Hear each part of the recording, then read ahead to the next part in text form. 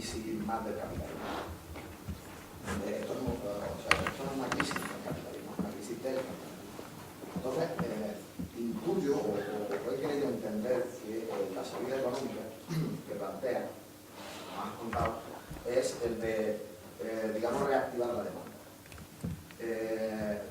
Algunos creemos que esto no es una crisis de límite. Sí. Vale, sí. En esa crisis de límite, cuando activamos siempre... ¿Sí, ¿se me oye bien? Sí. En esa crisis de límite, cuando activamos la demanda, digamos que esto es la salida que plantea, me suena a neokeynesiano. Cuando activamos la demanda, lo que incentivamos el consumo, incentivamos la productividad y volvemos a caer en el modelo consumista productivista. Que, bueno, estoy dibujando no necesariamente. Que creo que hay que introducir en la clave del análisis. Me parece que hay una clave, dos claves de salida que son fundamentales desde el punto de vista económico. Y es aumentar la eficiencia del sistema productivo, por un lado, cambiar el modelo productivo y atacar directamente el modelo fiscal.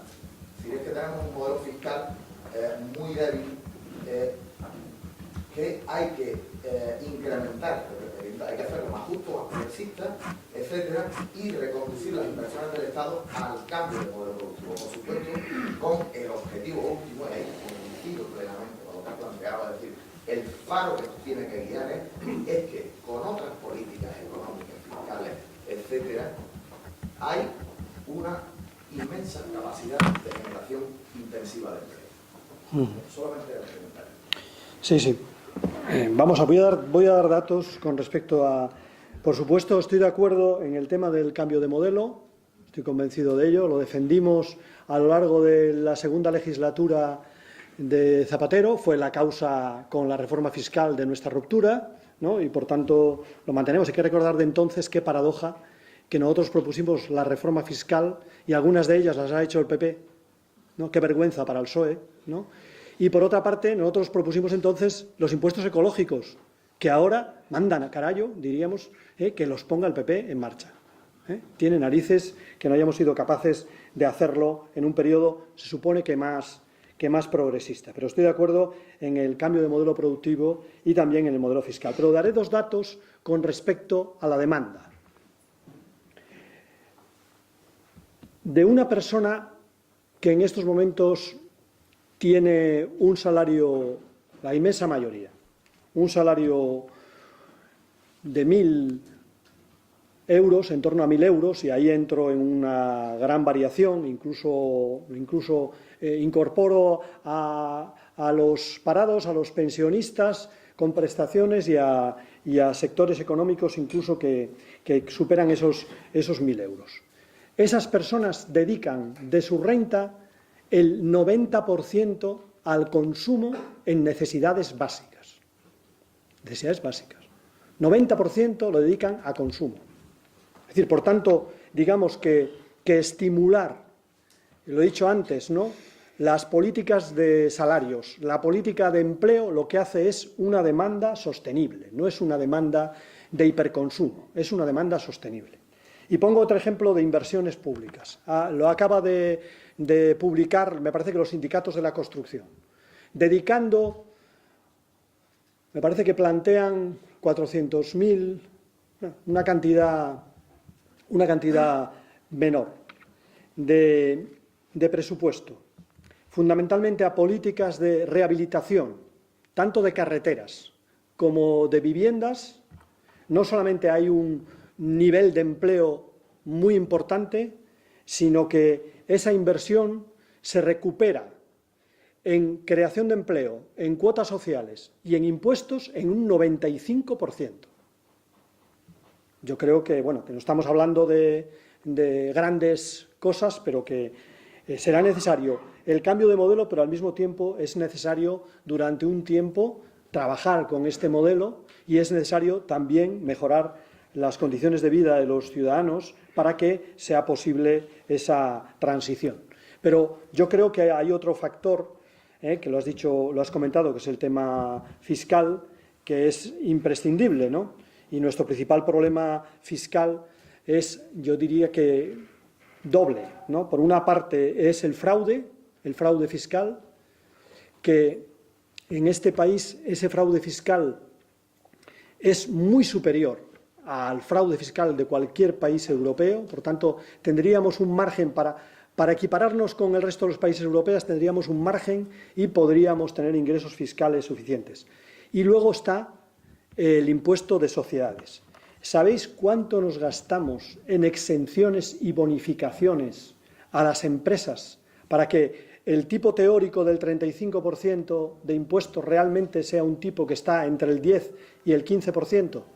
Nos gastamos año a año 40.000 millones de euros. Lo que le han dado, en pocas palabras, lo que nos ha dado Europa para financiar la banca, que al gobierno del Partido Popular le parece un crédito en buenas condiciones y a mí me parece una intervención en toda regla. Intervención en toda regla. Y además, como decía que no tenía contrapartidas macroeconómicas, los anuncios de Merkel, ¿qué son? ¿Agua bendita? ¿Serán contrapartidas macroeconómicas? Cuando dice que hay que dar una vuelta de tuerca en política de empleo, cuando dice que hay que ir a una vuelta de tuerca en materia de pensiones, cuando dice que hay que recortar más el gasto público o que hay que aumentar los impuestos y entre ellos el impuesto del valor añadido. Y además, para más INRI, pretenden que aumentemos el impuesto del valor añadido y lo que ponen en los diarios alemanes es el impuesto del valor añadido reducido. Es decir, en necesidades básicas. En necesidades básicas, es decir, en sectores que ya tienen aumento de la electricidad, aumento del gas, que además han visto cómo les han congelado la pensión, que además han copagado o repagado los fármacos, encima más todavía. Yo creo que es un ensañamiento lo que nos proponen en Europa y yo creo que por eso hay ese, digamos, resabio de la ciudadanía europea con Europa. Y termino con Europa. Yo creo que tenemos unas próximas elecciones europeas. Y lo he dicho antes, lo he marcado antes porque yo estoy muy preocupado por ellas, ¿no? Estoy muy preocupado por ellas porque si llegamos, porque yo creo que el gobierno del Partido Popular, al menos, no sé lo que traduce a los ciudadanos a través de la Cámara, pero a través de la Cámara de Televisión me refiero, o a través del plasma, pero lo que traduce a los parlamentarios es que no sabe lo que va a pasar, no dentro de un año, no, mañana. No sabe lo que va a pasar mañana, ¿no? Entonces, yo creo que otro tema fundamental es el de por dónde vaya la Unión Europea. Si las próximas elecciones, las elecciones europeas, se salda con una participación mínima, con un desplome de todos los partidos, salvo Izquierda Unida, que aumenta, y otros partidos, UPyD y otros partidos que aumentamos, Europa no va a recibir el mensaje. No va a recibir el mensaje. Y además, el PP tampoco. Y esas elecciones son una oportunidad, igual que no es la calle, porque no solamente tenemos que actuar en la calle, también tenemos que actuar en las instituciones. Igual que en la época del franquismo, actuábamos dentro y fuera, ¿no? Pues también en las instituciones es importante actuar. ¿Y qué mensaje debería ir desde España? Pues un mensaje, el mensaje correlativo a la desafección, el rechazo del modelo, Y desde luego ellos no van a calcular la abstención. Han tenido abstención altísima cada elección europea y les ha dado igual, ¿no? ¿Qué dijeron con el resultado de las italianas? Que repitan las elecciones. Fue la maravillosa idea que se les ocurrió, ¿no? Solamente van a tener en cuenta un resultado demoledor.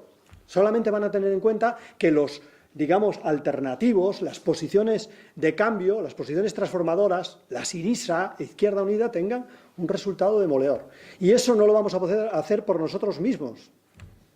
Ese es un proyecto mucho más amplio. Ese no es un proyecto de una Izquierda Unida que sube porque se desgasta el Partido Socialista y porque se desploma el Partido Popular. Ese es un proyecto de reconstrucción de la izquierda en este país.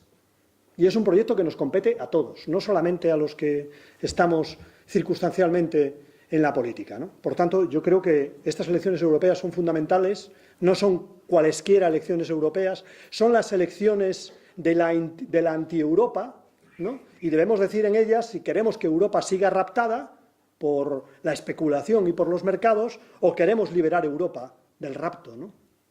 Alguien el otro día se escandalizaba porque yo dije que hay que salvar a Europa de sí misma. No, pues yo creo que hay que salvar a Europa en estas elecciones de sí misma, de su peor tentación, que es la tentación de la economía como único becerro de oro.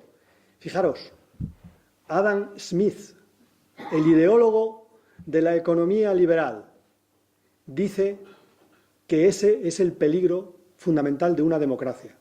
El peligro fundamental de una democracia es el dogma de la economía. Y lo dice Adam Smith, igual que dice también que esa economía sin freno es la causa directa de la corrupción. No es necesario ir a los autores marxistas, ¿no? Aunque hay que recuperarlos porque dicen mucho de lo que está pasando, sino que basta únicamente con leer a los suyos para darse cuenta la locura en la que estamos.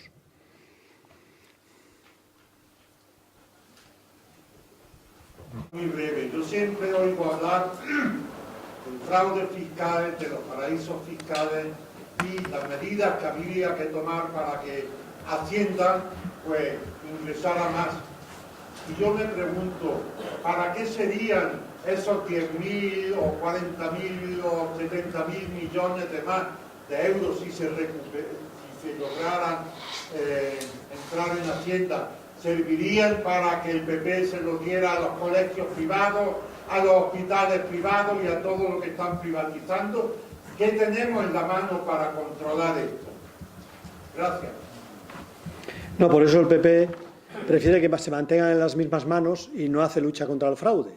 Para devolvérselo a los mismos, no tiene ningún interés. Pero por eso un partido de izquierdas, digno de tal nombre, lo que haría, no lo diría en la oposición y luego cambiaría en el gobierno y diría que bajar impuestos es de izquierdas, sino que haría lo mismo en el gobierno que dice en la oposición. Y es una lucha contra el fraude denodada. Fíjese, ninguno de los años de lucha contra el fraude hemos recaudado más del 10% de lo que se defrauda. Eso es un fracaso en toda regla. Y es un fracaso que se sabe dónde está. Se sabe que está en la financiación de la agencia tributaria. Nosotros financiamos a la agencia tributaria en el 0,1, mientras Francia la financia en el 0,4. 4 veces dedica a la agencia tributaria lo que dedicamos nosotros, ¿no? Y luego en la agencia tributaria hay un régimen estamental por el cual los inspectores hacen una cosa y los subinspectores hacen, se les deja hacer lo que se les deja hacer. No, pues yo creo que sabiendo dónde está la complejidad y sabiendo dónde está el fraude, se pueden atribuir mejor y ordenar mejor los recursos. Los subinspectores lo plantearon en varias ocasiones, que querían tener más competencias, que querían tener más funciones y, sin embargo, bueno, no se les ha permitido. Ha habido una complicidad durante estos años con el fraude fiscal. Si no, no se entiende. No se entiende que exista una SICAF, por ejemplo, que tributa de manera privilegiada, y no se entiende que los campeones de tenis, de automovilismo y de fútbol ni siquiera les valga la SICAF y tengan su dinero en paraísos fiscales, ¿no? Eso no se entiende, ¿no? Por tanto, yo creo que hay un trabajo que hacer en esa materia. ¿Y a qué se dedicaría? Yo creo que si hay un gobierno de izquierdas consecuente, lo dedicaría, por una parte, como decía antes, a mantener la cohesión social, que es lo fundamental, mantener la política social. Yo creo que si hay algo que diferencia a Europa de otros países del mundo es su modelo social, ¿no? Ese modelo que de alguna manera tuvieron que pactar con el movimiento obrero después de la Segunda Guerra Mundial, ese modelo por el cual, teníamos que asumir, parte del modelo de mercado y al mismo tiempo, había democracia en lo que podemos llamar la igualdad de oportunidades, incluso la igualdad de partida, que se llama, ¿no? En política sanitaria, en educación y en otras materias. Ahí debería dedicar fundamentalmente el dinero un partido de izquierdas, ¿no? Y luego, yo creo que una formación de izquierdas debería también recomponer algo fundamental para financiar lo que decía antes con respecto a la recuperación económica y al empleo, que es una banca pública en nuestro país. Y al mismo tiempo abrir el debate de un banco europeo o de un banco español digno de tal nombre. El otro día Vicente Navarro publicaba un artículo en el que calculaba qué hubiera ocurrido si hubiéramos tenido el Banco de España o si el Banco Central Europeo hubiera actuado como la Reserva Federal ante la crisis económica, ¿no? En estos momentos corremos ya rápidamente hacia una deuda del 90% del PIB. Hay que decirle al Partido Popular, cuando dice que nuestra deuda ha mejorado, bueno, ha mejorado el interés de la deuda, pero la deuda aumenta de manera desbocada. Luego el Partido Popular tiene poco que enseñar en esa materia. Y en déficit no digo nada, ¿no? Prácticamente tenemos el mismo déficit, ¿no? Pero decía Vicens Navarro que si hubiéramos tenido un banco central que hubiera financiado esa deuda, en estos momentos no tendríamos el 90, tendríamos menos del 20. Menos del 20 de deuda pública. Y nos vamos a gastar este año 40.000 millones de euros en intereses de la deuda. Imaginaréis dónde va, ¿no? No, esos intereses de la deuda no van a la banca pública, van a una banca privada que está haciendo el negocio del siglo. Primero lo hizo con la especulación urbanística, lanzando a los ciudadanos, como se decía antes, al consumo por deficiencias de sus propios salarios y por una vivienda en propiedad, ¿no? Ese fue su primer negocio. El segundo negocio ahora es el negocio de la deuda, que parece ser un sustancioso negocio a tenor de lo que estamos transfiriendo en materia de intereses. Pero hay un negocio derivado, que es el negocio también de la devaluación. El negocio es que es un negocio redondo. Primero, gano dinero con el crecimiento. Luego gano dinero en la crisis con el coste de la deuda. Y además salgo de la crisis en mejores condiciones porque limito los salarios y los derechos sociales de los ciudadanos y de los trabajadores. Vamos, un negocio redondo para ese 1% que se dice de Wall Street, que en nuestro país es el 1, el 3%, que no sufre la crisis y que seguramente va a salir beneficiado de la crisis. Gracias. Ante el avance de la burocracia, del protectorado y su asentamiento, se está viendo en la calle respuestas pidiendo un cambio de modelo ante aquellos que se quedan en casa, no votan o no ejercen su potestad de soberanía. Parece que piden viva la cadena. ¿Qué habría que decirle a los que callan? Bueno, eso es lo que quiere decir a veces el gobierno cuando habla de la mayoría silenciosa, ¿no? Pero es que resulta que tampoco le vale la excusa, ¿no? Porque resulta que con los que están en la calle coinciden una buena parte de los ciudadanos. En las encuestas, los ciudadanos critican, rechazan la política del gobierno y respaldan las medidas de los que se movilizan, de los que están en la calle, ¿no? Incluso les plantean la necesidad de que tengan una referencia política, ¿no? Es decir, que los ciudadanos parece que en ese sentido lo tienen claro, ¿no? Por tanto, no se puede utilizar ese argumento, no lo debe utilizar el gobierno, ese argumento de que la mayoría es silenciosa. Es verdad que es silenciosa, en nuestro país hay todavía miedo. En una encuesta reciente utilizaban el modelo de democracia fría, le llamaba. Es un estudio del CIS, al que tenga interés, del Centro de Investigaciones Sociológicas. ¿Y sabéis la diferencia entre el público norteamericano y el público español? Que a mí me parecía increíble, ¿no? Pero hay una diferencia significativísima. Y es que a declarar opiniones políticas tiene mucho más miedo un español que un norteamericano de la América profunda, que allí tienen un rifle todos, ¿no? Es decir, tiene más miedo todavía un español. Imaginaros el miedo, ¿no? La perspectiva histórica que tiene, ¿no? Y por tanto, digamos, cuando Rajoy apela al miedo, sabe a lo que apela, al miedo, al repliegue de la sociedad española. Y luego, por otra parte, cuando, por ejemplo, en los scratches o ante cualquier medida la criminalizan, cuando dicen son unos nazis o tal, están apelando también al miedo de la sociedad, incluso a la coacción. Es decir, no solamente no te muevas porque no sirve de nada, si te mueves, te arreo. Ese es el planteamiento de fondo, ¿no? Si te mueves, te voy a arrear policialmente, y mi querido amigo Gallardón tiene preparado una reforma del Código Penal para los que estamos en las redes sociales y digamos, adelante compañeros, asalto al Palacio de Invierno, cárcel, ¿no? Ese es el planteamiento de este señor. Espero que no llegue a la reforma del Código Penal y no llegue a tiempo, ¿no? Pero yo creo que esa es la razón en estos momentos de esa digamos, estamos entre la indignación, ¿no?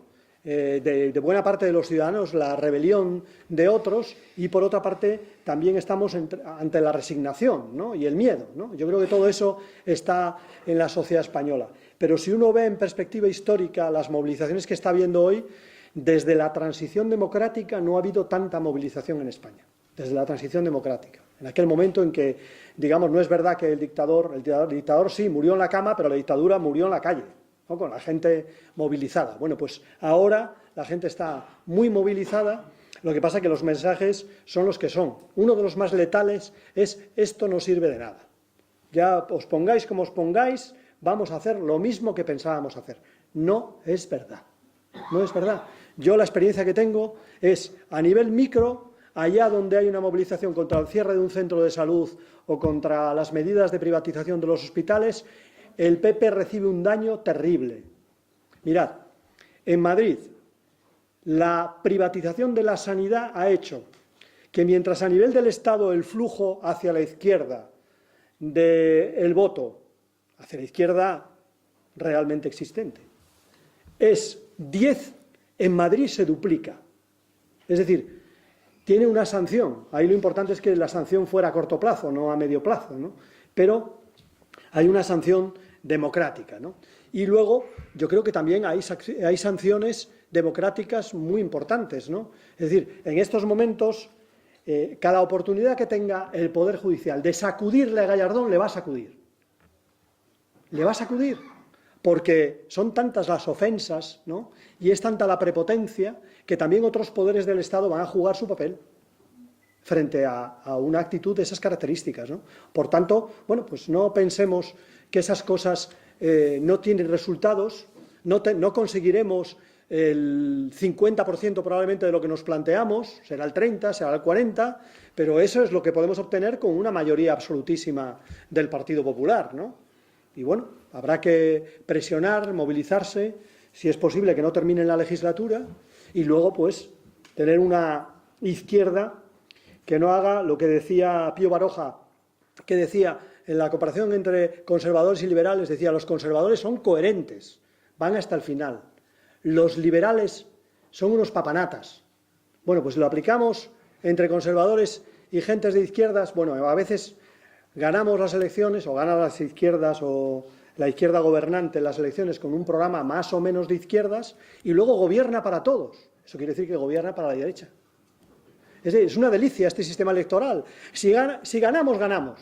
Y si no ganamos, hacemos oposición como si ganáramos. O sea que, digamos que todavía no hemos tenido un periodo realmente político en el que haya prioridades de izquierdas y salgan adelante prioridades de izquierdas en el gobierno, ¿no? Solamente así se entiende. Ayer lo valorábamos en la reunión sobre política fiscal, que desde que se montó el sistema fiscal en este país no han hecho más que crear exenciones y bonificaciones, y no se ha hecho más que comer el sistema fiscal como si fuéramos ratones y hemos dejado un queso de Gruyère. Y entonces por los agujeros pasa prácticamente el dinero de los gordos. Y a veces, bueno, pues nuestra agencia tributaria se queda con los pequeños, ¿no? Es como si fuera una red invertida, ¿no? Al final, los que pasan son los grandes y los pequeños se quedan enredados en la red. Ese es nuestro sistema fiscal en estos momentos, y por eso yo creo que es uno de los temas que se comentaba que es muy importante transformar a fondo. Ante el avance de la burocracia, del protectorado y su asentamiento, se está viendo en la calle respuestas pidiendo un cambio de modelo ante aquellos que se quedan en casa, no votan o no ejercen su potestad, su soberanía. Parece que piden viva la cadena, que habría que decirle a los que callen. Bueno, eso es lo que quiere decir a veces el gobierno cuando habla de la mayoría silenciosa, ¿no? Pero es que resulta que tampoco le vale la excusa, ¿no? Porque resulta que con los que están en la calle coinciden una buena parte de los ciudadanos. En las encuestas, los ciudadanos critican, rechazan la política del gobierno y respaldan las medidas de los que se movilizan, de los que están en la calle, ¿no?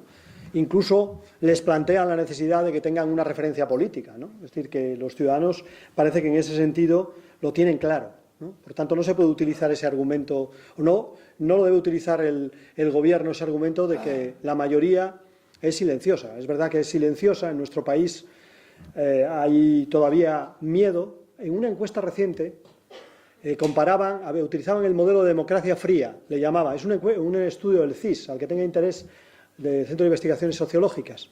¿Y sabéis la diferencia entre el público norteamericano y el público español? Que a mí me parecía increíble, ¿no? Pero hay una diferencia significativísima. Y es que a declarar opiniones políticas tiene mucho más miedo un español que un norteamericano de la América profunda, que allí tienen un rifle todos, ¿no? Es decir, tiene más miedo todavía un español. Imaginaros el miedo, ¿no? La perspectiva histórica que tiene, ¿no? Y por tanto, digamos, cuando Rajoy apela al miedo, sabe a lo que apela, al miedo, al repliegue de la sociedad española. Y luego, por otra parte, cuando, por ejemplo, en los escraches o ante cualquier medida la criminalizan, cuando dicen son unos nazis o tal, están apelando también al miedo de la sociedad, incluso a la coacción. Es decir, no solamente no te muevas porque no sirve de nada, si te mueves te arreo. Ese es el planteamiento de fondo, ¿no? Si te mueves te voy a arrear policialmente, y mi querido amigo Gallardón tiene preparado una reforma del Código Penal para los que estamos en las redes sociales y digamos, adelante compañeros, asalto al Palacio de Invierno, cárcel, ¿no? Ese es el planteamiento de este señor. Espero que no llegue a la reforma del Código Penal y no llegue a tiempo, ¿no? Pero yo creo que esa es la razón en estos momentos de esa digamos, estamos entre la indignación, ¿no?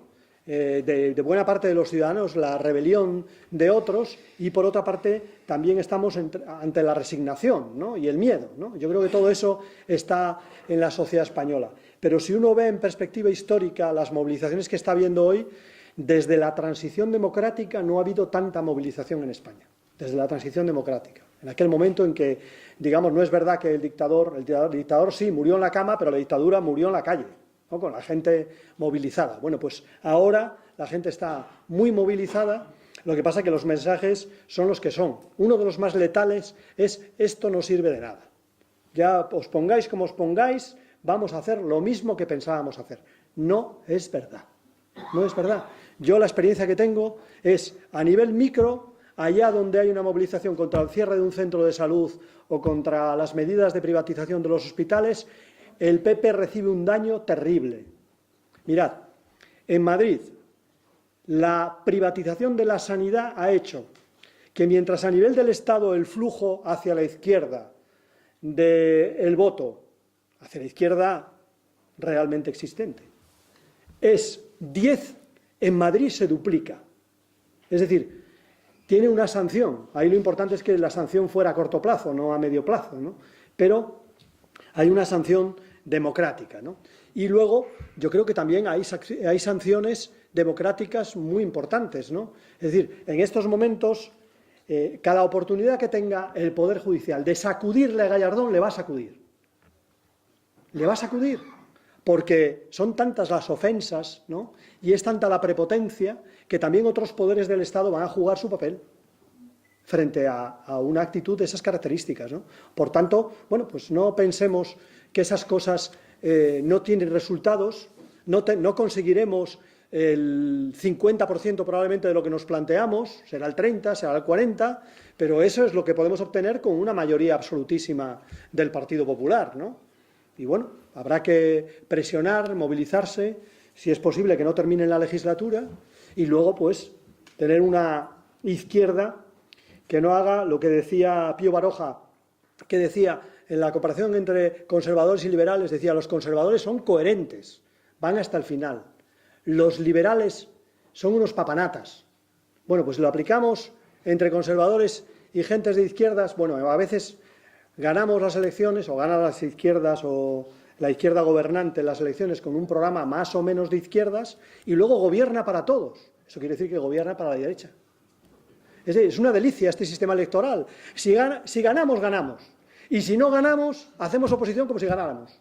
O sea que, digamos que todavía no hemos tenido un periodo realmente político en el que haya prioridades de izquierdas y salgan adelante prioridades de izquierdas en el gobierno, ¿no? Solamente así se entiende. Ayer lo valorábamos en la reunión sobre política fiscal, que desde que se montó el sistema fiscal en este país no han hecho más que crear exenciones y bonificaciones, ¿eh? Y no se ha hecho más que comer el sistema fiscal como si fuéramos ratones y hemos dejado un queso de Gruyère. Y entonces por los agujeros pasa prácticamente el dinero de los gordos. Y a veces, bueno, pues nuestra agencia tributaria se queda con los pequeños, ¿no? Es como si fuera una red invertida, ¿no? Al final, los que pasan son los grandes y los pequeños se quedan enredados en la red. Ese es nuestro sistema fiscal en estos momentos y por eso yo creo que es uno de los temas que se comentaba que es muy importante transformar, y transformar a fondo. Pero luego cosas más cercanas. Por ejemplo, ¿hay gente por aquí que esté en la Universidad de Educación a Distancia? Bueno, pues la mayor parte de los centros de la Universidad de Educación a Distancia son centros financiados a nivel local. Acabarían con la Universidad de Educación a Distancia, porque la Universidad de Educación a Distancia no tiene capacidad para financiar todos los centros que dejarían de ser centros de la administración local y dejarían de estar en funcionamiento, ¿no? Lo mismo ocurriría en otras materias como sanidad, en otras materias culturales, etcétera, ¿no? Yo creo que es una visión que nace de un libro de Fraga que se llamaba La Administración Única y que ahora intentan aplicar como si fuera pues un dictat, ¿no? Pero hay intereses claros detrás. Ya ha habido municipios de la Comunidad de Madrid que han no solamente privatizado los servicios sociales, han privatizado la gestión de los servicios sociales. Es decir, que donde se reparte de alguna manera el presupuesto, donde se asigna personal, donde se plantea si hay una ayuda a domicilio o si es otro tipo de ayuda, bueno, pues son gestoras privadas. Imaginaros lo que puede ocurrir si eso es así, ¿no? con los servicios sociales. Por lo tanto, estoy totalmente de acuerdo en que sería muy negativo el que consiguieran sus objetivos. Yo espero que por el camino, al menos las enmiendas de la Federación Española de Municipios y Provincias desmantelan la iniciativa del Gobierno. No sé si mantendrán el tipo hasta el final o se echarán atrás por disciplina de partido, pero en todo caso lo van a pagar, con toda seguridad lo pagan. Y además eso, como dan 5 años para algunas reformas y algunos recortes, me parece que Servicios Sociales es el único en que dan 1 año, ¿no? Pues hay posibilidad de revertir esa situación. Y bueno, la izquierda también se demostrará en las próximas elecciones y en todas las citas diciendo qué va a hacer con lo que ha hecho el PP. Si piensa dejarlo como está o piensa revertirlo a la situación anterior para mejorar la situación de los ciudadanos. También ahí se demostrará si hay izquierda o si le pasa, como decía Pío Baroja, que es de Chichinabo, ¿no? Que me parece muy interesante ese paralelismo con la generación del 98, el momento histórico, pero quizá hay una diferencia que es la que quería comentarte, ¿no? Y es que en aquel momento la izquierda, el partido de izquierda, casi los partidos obreros, sí tenían una dimensión internacionalista muy marcada. Yo en Europa la he hecho en falta. Parece que quien únicamente tiene un proyecto claro de Europa es la derecha, una cierta coherencia de planteamiento en todos los estados y sin embargo los partidos de progreso, del centro izquierda, de izquierda, están en sus peleas nacionales y no acaban de ponerse de acuerdo los partidos socialdemócratas del norte de Europa con los alemanes sobre el mercado de trabajo, sobre medidas fiscales o con los del sur.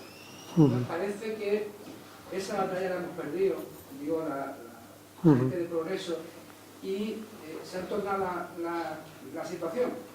Quien plantea, y por lo tanto tiene ahora mismo una situación en ese sentido de ventaja, es la derecha, porque ha entendido perfectamente que la batalla es a nivel internacional, o no es, y sin embargo la izquierda estamos en esa trinchera nacional en la que, perdona que me sienta contigo, le da exactamente igual el resultado de las elecciones europeas, sea el que sea.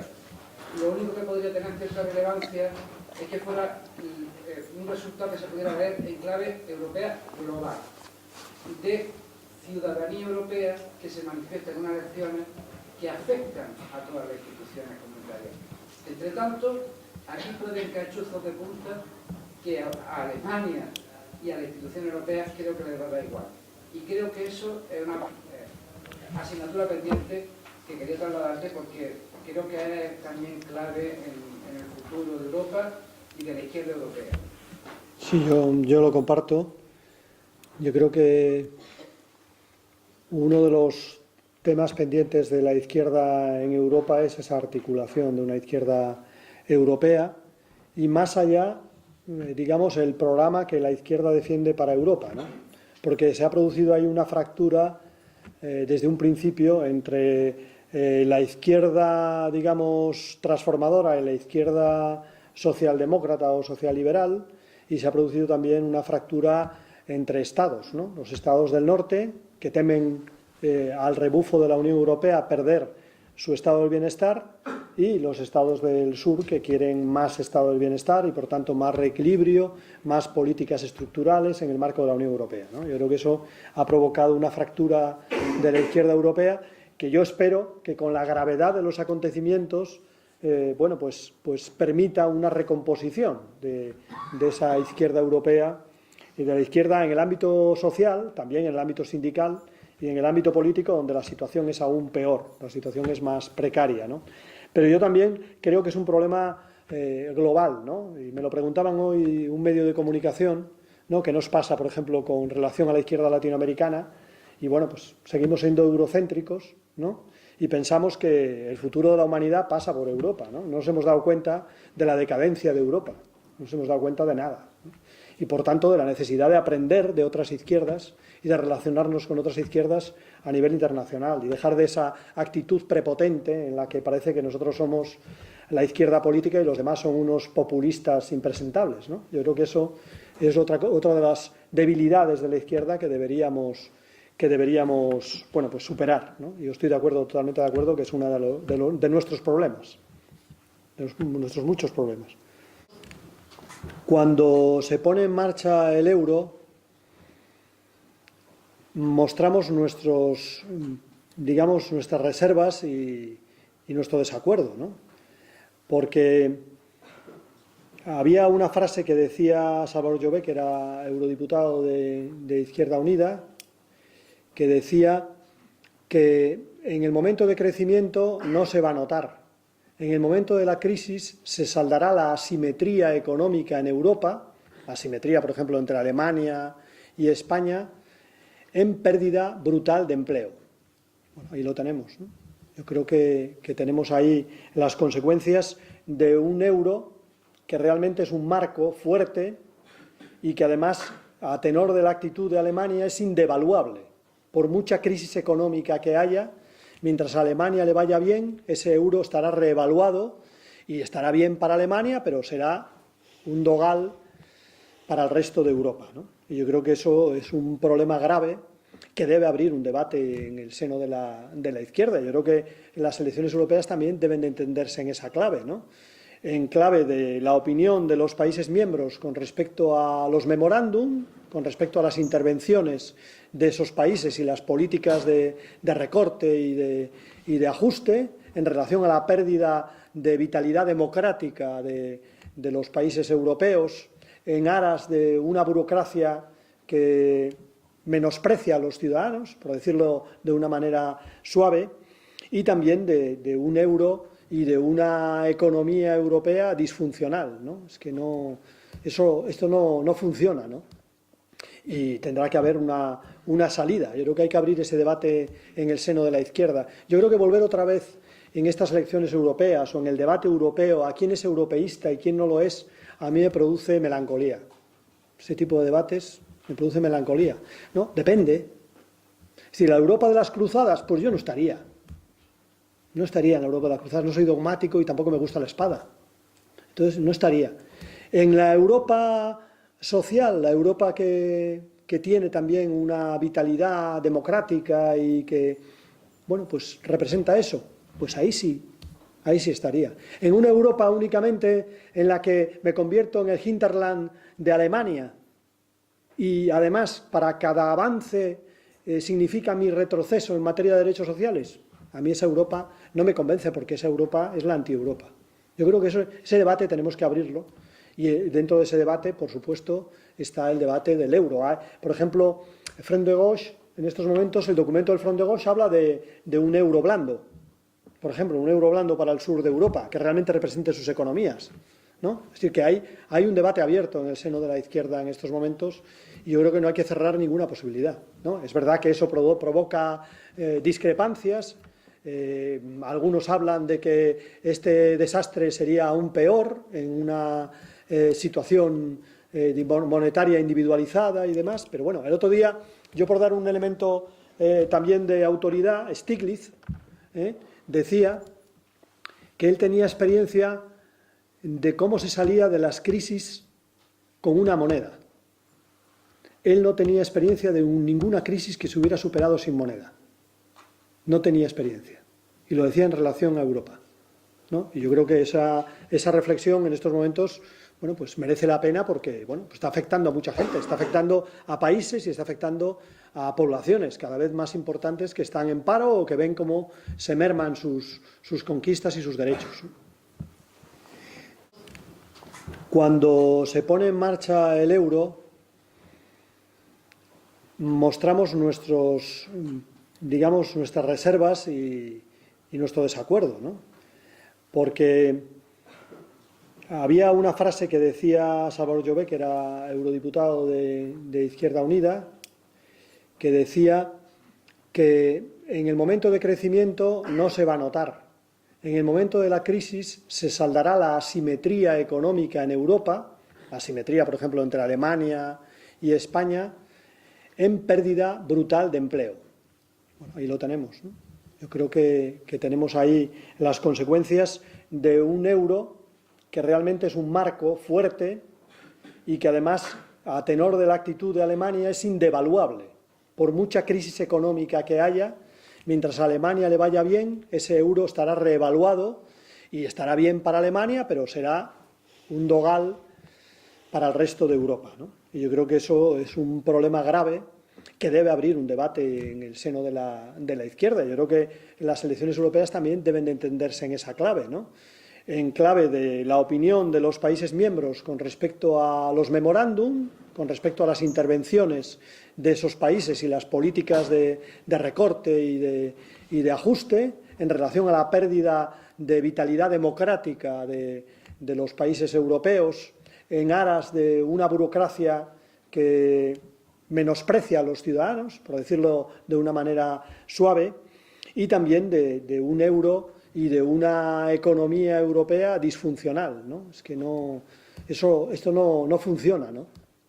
Y tendrá que haber una salida. Yo creo que hay que abrir ese debate en el seno de la izquierda. Yo creo que volver otra vez en estas elecciones europeas o en el debate europeo a quién es europeísta y quién no lo es, a mí me produce melancolía. Ese tipo de debates me produce melancolía, ¿no? Depende. Si la Europa de las cruzadas, pues yo no estaría. No estaría en la Europa de las cruzadas, no soy dogmático y tampoco me gusta la espada. Entonces, no estaría.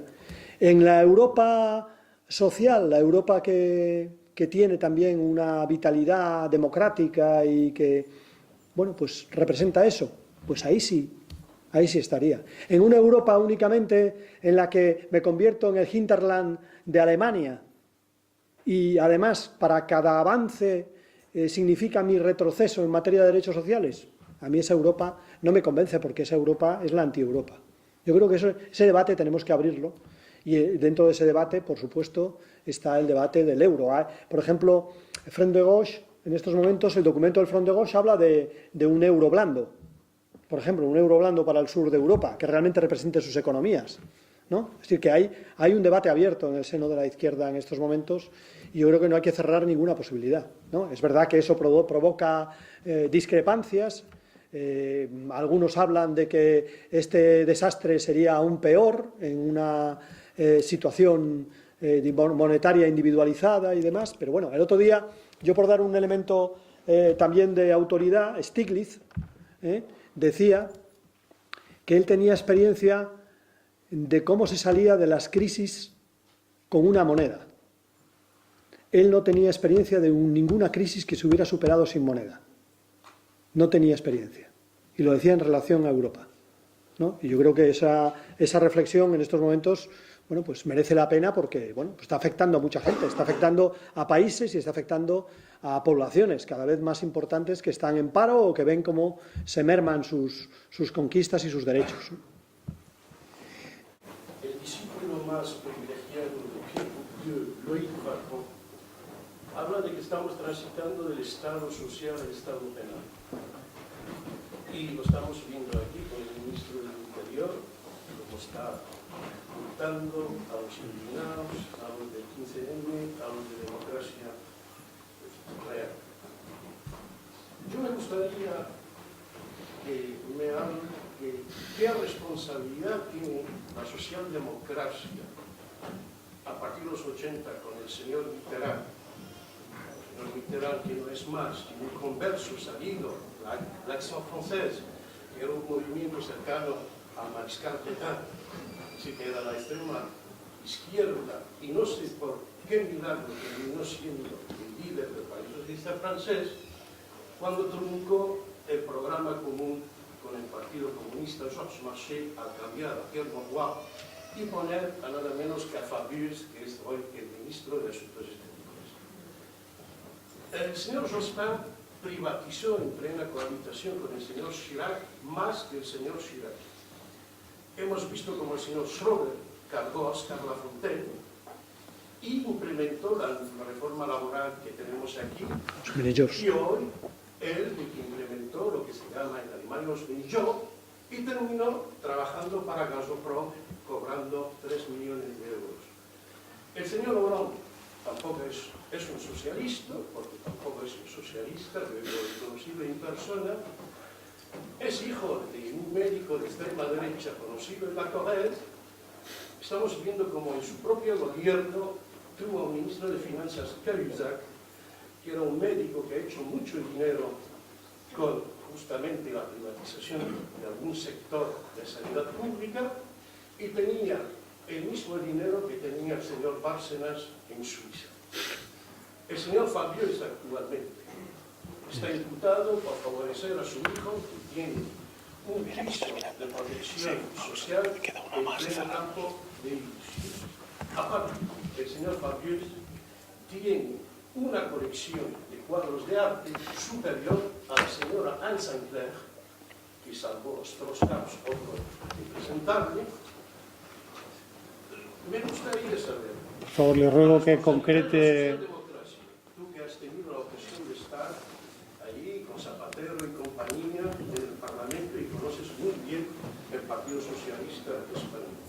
Y también, ¿qué relación tenéis con el tangerino Luc Mélenchon, hijo de una maestra republicana de Tánger? Y gracias. Gracias. No.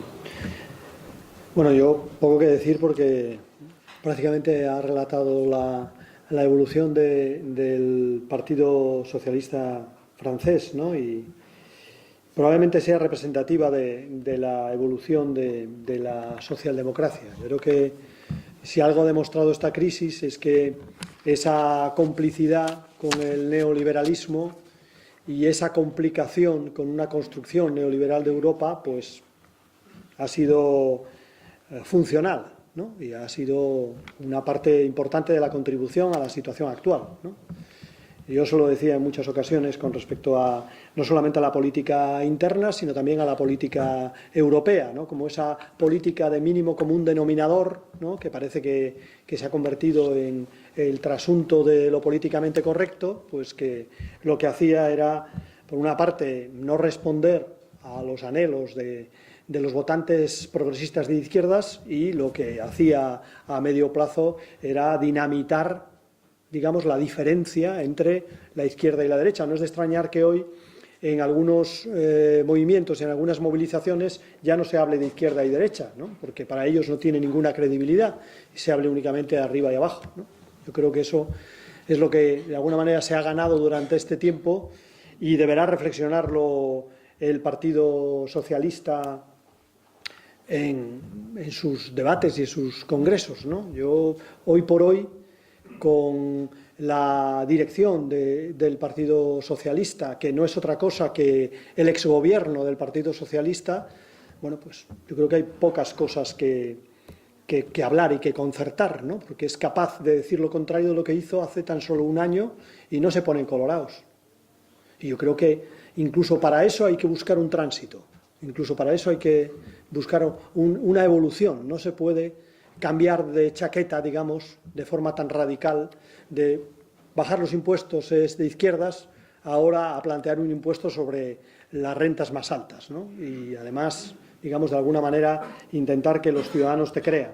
Ahí es donde está el problema de credibilidad y ahí es donde está el problema del desgaste. Es decir, es verdad que desgasta mucho el gobierno, ¿no? Pero en este caso, de manera inesperada, desgasta también la oposición, ¿no? Y yo creo que eso tiene mucho que ver con esa perplejidad, ¿no? Y desorientación que tiene la socialdemocracia. Parecía que el muro de Berlín se había caído para unos, pero se ha caído para todos, ¿no? Y por lo tanto, digamos, unos con, digamos, una gestión que ha hecho caso omiso de las ideas, me refiero a la socialdemocracia, y otros que mantienen las ideas, pero una cierta incapacidad por su dimensión de intervenir en la gestión a nivel del Estado, pues esa es la situación que tenemos y, por tanto, digamos, la reconstrucción de la izquierda a mí me parece imprescindible. Aprovechar, digamos, que los ciudadanos pues están transmitiendo ese mensaje para escucharlo y reconstruir el ideario, por una parte, que yo creo que está muy actual y que se ve claramente en estos momentos en Europa, y también para reconstruir otra forma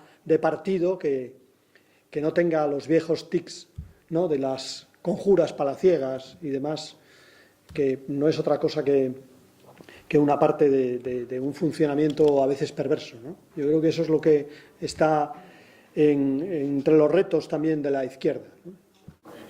Voy a intentar ser muy rápido. Me parece que uno de los errores que se pueden cometer es adquirir una parte de una forma de categorizar la realidad que no es propia de la izquierda. Y lo digo porque a mí la diferencia entre sociedad civil y grupo político me parece que es una construcción más propia de cierto grupo muy vinculado a los think tanks de la derecha. Y de hecho aparecen sus discursos continuamente. Así que creo que realmente la forma de conseguir salvar esa brecha es hacer que toda la gente se comprometa políticamente y actúe políticamente. De la misma forma que decía Aristóteles y de la misma forma que decía Solón en su momento. Cuanto más políticos somos todos, menos posibilidad tienen unos cuantos de hacer lo que quieran a costa de todos. Luego, me parece que tal y como ha comentado el compañero sobre el Partido Socialista Francés, ese tipo de movimientos tienen un reflejo en los movimientos latinoamericanos y en lo que Stiglitz llamaba la sobornización de cierto tipo de partidos, cierto tipo de personajes. Me parece que otra de las diferencias que hay entre Estados Unidos y Europa es que allí es mucho más fácil identificar el objetivo real. Shakespeare decía que hay un poder detrás del trono que es más grande que el trono en sí mismo, y allí ocupan Wall Street y no van a rodear edificios que no tengan tanta trascendencia. Y eso podría ser interesante para identificar realmente las causas y sobre todo a los beneficiarios. Al fin y al cabo, en todo crimen, la probabilidad de que el que más se beneficia sea el culpable es altísima. Me parece también que cuando decimos que hay que luchar contra la corrupción, hablamos de una unidad. Y es totalmente cierto, estamos todos de acuerdo. Pero creo que hay que enfatizarlo más. No se lucha solo contra la corrupción, se lucha contra los corruptores, porque si tú quitas a un corrupto y dejas al corruptor indemne sin tocar sus parcelas de poder, en muy poco tiempo te monta otro corrupto y así no conseguimos avanzar. Se va a por los corruptores tanto como sea posible. ¿Y con cuánta piedad? Con la misma que podrían tener ellos con respecto a nosotros, teniendo en cuenta que esas evasiones implican muertes por recorte en asistencia sanitaria, por ejemplo. Y, por último, me gustaría comentar que si dados los imperfectos medios que tenemos de presión y de persuasión a la hora de presionar a cierto tipo de oligarquía, dados esos imperfectos medios, si pedimos algo vamos a conseguir solo el 50%, lo que creo que tendríamos que hacer a nivel de grupo y de gente pensando en políticas progresistas es pedir un programa de máximos interesante y serio. Si creemos que vamos a conseguir el 50%, habrá que empezar a pedir el 200%. Y así llegamos a lo que realmente queremos. Con respecto a la banca, por ejemplo, la banca pública, a mí me parece que es mucho más interesante no solo pedir la banca pública, sino además deshacerse de la privada, que está en la base de un montón de los problemas que tenemos ahora, como especuladores por un lado y como pasadores de cuchilla después. Gracias. Bueno, en relación a algunas reflexiones, bueno, pues las comparto, me parecen interesantes, ¿no? Otras tengo diferencias, ¿no? Yo creo que, en mi opinión, no hay corruptor y corrupto, hay corruptos, ¿no? Tanto el donante como el que recibe, ¿no? Son corruptos tanto uno como otro, y en ese sentido, digamos que son mutuamente necesarios. El que exista una empresa que esté dispuesta a dar una cantidad adicional a un político para recibir una adjudicación, y que exista un político que sea capaz de recibir esa cantidad de la empresa y luego amañar la adjudicación.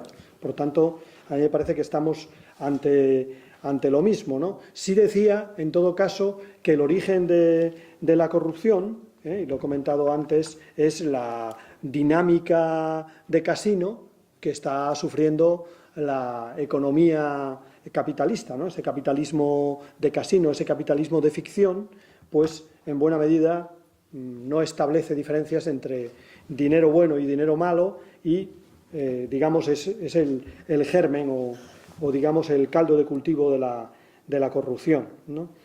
En relación al programa de máximos, bueno, yo creo que hay que tener valores de máximos y programas realizables, las dos cosas, ¿no? Hay que tener las ideas en el horizonte y la mirada en el horizonte, pero los pies en la tierra. Yo estoy convencido de ello, y que cuando en estos momentos estamos defendiendo, por ejemplo, voy a ser polémico, ¿no? Cuando estamos defendiendo básicamente que no nos desmantelen los servicios sociales, pues plantear una propuesta alternativa, ¿no? O, por ejemplo, cuando estamos defendiendo, veníamos de una economía donde había una parte de los ahorros estaban en manos de instituciones no privadas, como eran las cajas de ahorros. Ahora plantearnos no solamente la cuestión de la banca pública, sino además la privatización de toda la banca privada, no sé, me parece que no establece mediaciones con la realidad. Sí, es un planteamiento, digamos, estratégico, pero no me parece que establezca una mediación con la realidad, ¿no? Y luego, en relación a sociedad civil y sociedad política, yo ahí, como soy gramsciano, yo sigo creyendo que hay superestructura, que hay estructura, que hay diferencias, y que a veces es más importante la política que la economía. Una cosa con la que debemos acabar también es con el materialismo que se ha hecho con Europa, ese materialismo por el cual todo es economicismo, ¿no? Yo creo que hay dinámicas que van más allá de la economía y que tienen que ver fundamentalmente con el mundo de las ideas. El neoliberalismo, además de un proyecto económico, es un proyecto en el mundo de las ideas, ¿no?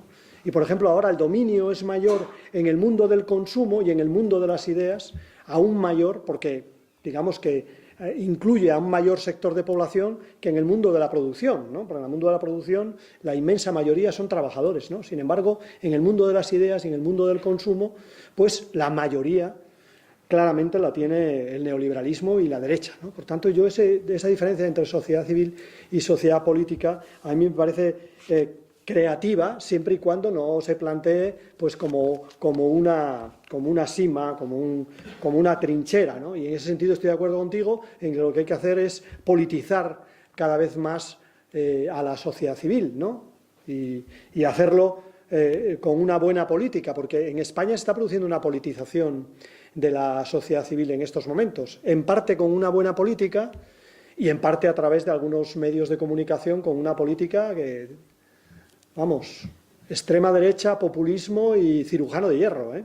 Esa es la solución a todos nuestros males. Por lo tanto, yo creo que politización con buena política, en términos de lo que han dicho también los clásicos, ¿no? Pero me parecen reflexiones atinentes y interesantes. Es más bien una demanda. Yo, como simple ciudadana, sin gran activismo político, estoy muy de acuerdo de que hay algo micro que tiene que empezar a funcionar, y que ese micro va a dar fuerza a quien está en los partidos políticos intentando hacer algo, ¿no? Entonces, me gustaría mucho pedirte que nos dejara un mensaje concreta y objetiva a los ciudadanos, porque a veces las reflexiones macro nos aumentan el miedo y la impotencia porque están tan lejos, ¿no? Entonces, en el terreno, en el aquí y ahora, en el día a día, me gustaría mucho saber su opinión de qué podemos hacer. Bueno, lo he comentado antes, ¿no? En una parte de mi intervención con respecto a las luchas, ¿no? Es decir, que defiende con uñas y dientes cada uno de tus derechos, cada una de tus conquistas, ¿no? Porque solamente así podrás mantenerlas total o parcialmente, ¿no? Yo creo que eso es así, ¿no? Únete a otras luchas, ¿no? Para que esas luchas no sean solamente sectoriales, ¿no? Como han hecho las mareas en Madrid y a nivel del Estado. Únete a otras luchas porque tienen el mismo significado y además te dan más fuerza, ¿no? Y luego, por otra parte, digamos, de alguna manera, lo que comentaba el compañero penúltimo que preguntaba, también politiza esas luchas en el sentido de que esas luchas tendrán que tener también una solución de gobierno, una solución política en el gobierno, ¿no? Independientemente de que en el futuro haya muchos más mecanismos de democracia 2.0 o 4.0, que haya democracia directa, que haya participación, independientemente de eso, en una sociedad compleja va a haber representación, ¿no? Por tanto, va a haber política tal y como la conocemos, como un saber, ¿no? Y como un arte, como diría también Azaña, ¿no? Bueno, pues en ese sentido también transformar estas pequeñas luchas en política, ¿no? Yo creo que eso es lo importante, no en política macro, sino en política concreta, ¿no? Yo creo que eso es lo que diría, ¿no? Y lo que intento transmitir también en esta intervención, que es verdad que a veces me voy por los cerros de Úbeda porque en el Congreso no me dejan mucho tiempo y aquí me dejáis vosotros hablar lo que me da la gana, ¿no? Pero, bueno, pues eso, pero muchas gracias. Bueno.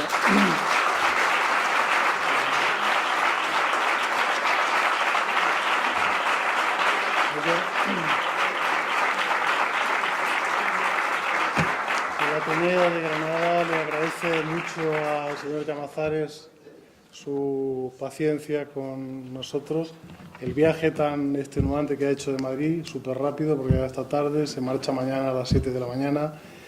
En fin, muchísimas gracias y también a todos ustedes por asistir y por sus intervenciones. Gracias. Muchas gracias.